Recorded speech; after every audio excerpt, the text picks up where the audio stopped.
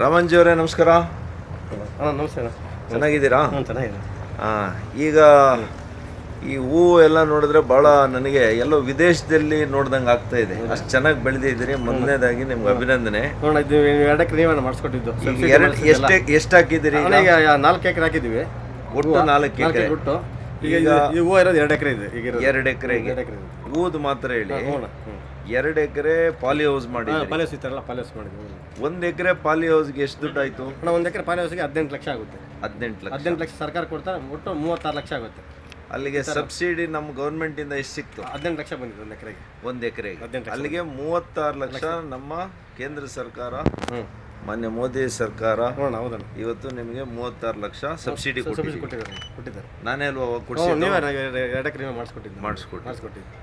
ಈಗ ನಿಮಗೆ ಈ 2 ಎಕರೆಯಲ್ಲಿ ಎಷ್ಟು ತಿಂಗಳಾಯ್ತು ಇದನ್ನ? 2 ಎಕರೆ ಇದು ಕರೆಕ್ಟ್ 100 ದಿವಸ ಆಗಿದೆ. 100 ದಿವಸ ನೆಟ್ಟ ಮೇಲೆ 100 ದಿವಸ ಬಂದಿದೆ. ಈಗ ಎಷ್ಟು ನಿಮ್ಗೆ ಆದಾಯ? ಒಂದು ಎಕರೆಗೆ ನಮಗೆ ಖರ್ಚೆಲ್ಲ ಹೋಗ್ತಾ ಒಂದು 10 ಲಕ್ಷ ಉಳಿಯುತ್ತೆ ನಮ್ಗೆ 1 ಎಕರೆಗೆ. ಈಗ ಒಂದು ಬೆಳೆಗೆ ಅಂದ್ರೆ 2 ಎಕರೆಗೆ 20 ಲಕ್ಷ ಉಳಿಯುತ್ತೆ. 20 ಲಕ್ಷ. ಎಷ್ಟು ದಿನದಲ್ಲಿ? 100 ದಿವಸದಲ್ಲಿ. 100 ದಿವಸದಲ್ಲಿ 2 ಎಕರೆ ಹೂವಿಗೆ 20 ಲಕ್ಷ ನಮ್ಗೆ ಬರುತ್ತೆ. ಇವರಿಗೆ ಉಳಿತಾಯ ಆಗ್ತಾ ಇದೆ. ಹೋಗ್ತಾ ಅಲ್ಲಿಗೆ ಒಂದು ವರ್ಷದಲ್ಲಿ ಒಂದು ವರ್ಷದಲ್ಲಿ ಮತ್ತೆ 3 ಬೆಳೆ ಬೆಳಿತೀವಿ. 3 ಬೆಳೆ. ಅಲ್ಲಿಗೆ 20 60 ಲಕ್ಷ 2 ಎಕರೆಗೆ ರಾಮಂಜಿ ಅವರು ಬೆಳಿತಾವ್ರೆ.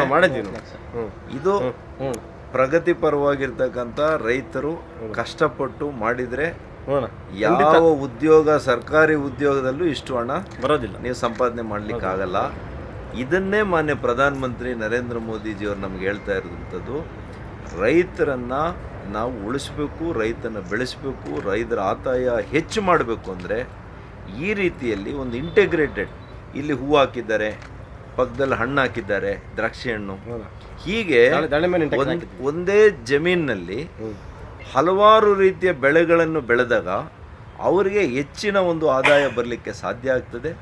ಈ ರೀತಿಯ ತಂತ್ರಜ್ಞಾನವನ್ನು ಬಳಸ್ಕೊಂಡು ಆಧುನಿಕವಾಗಿ ಕೃಷಿಯನ್ನು ನಮ್ಮ ರೈತರು ಬೆಳೆದರೆ ಅದಕ್ಕೆ ನಾವು ಎಲ್ಲ ರೀತಿಯ ಒಂದು ಸಹಕಾರವನ್ನು ಕೊಡ್ತೇವೆ.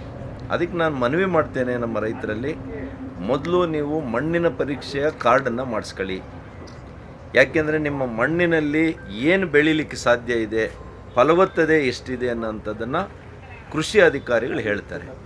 ಪ್ರತಿ ಬೆಳೆಗೆ 2ನೇದು ನೀವು ಮಾಡಿಸ್ಬೇಕಾಗಿರುವಂಥದ್ದು, ನೀವು ಇನ್ಶೂರೆನ್ಸನ್ನು, ಫಸಲ್ ಬಿಮಾ ಯೋಜನೆ ಏನಿದೆ ಆ ಇನ್ಶೂರೆನ್ಸನ್ನು ನೀವು ಮಾಡಿಸಿದರೆ ಕೇವಲ ಕೆಲವು ಸಾವಿರಗಳನ್ನು ಕಟ್ಟಿದ್ರೆ ಸಾಕು, ನಷ್ಟ ಒಂದು ಸಲ ಏನಾದರೂ ಆದರೆ ನಿಮಗೆ ಬೆಲೆ ನಷ್ಟ ಲಕ್ಷಾಂತರ ರೂಪಾಯಿ ನಿಮಗೆ ಪರಿಹಾರ ಹಣ ನಿಮಗೆ ಸಿಗ್ತದೆ.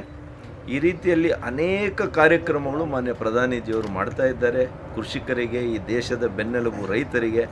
ಇದನ್ನು ನಮ್ಮ ರಾಮಂಜಿ ರೀತಿಯಲ್ಲಿ ನಮ್ಮ ರೈತರು ಬಳಸ್ಕೋಬೇಕು ಅಂತೇಳಿ ನಾನು ಮನವಿ ಮಾಡ್ತೀನಿ. ನಮಸ್ಕಾರ. ಹಂಗೆ ನಿಂತ್ಕೊಟ್ರ.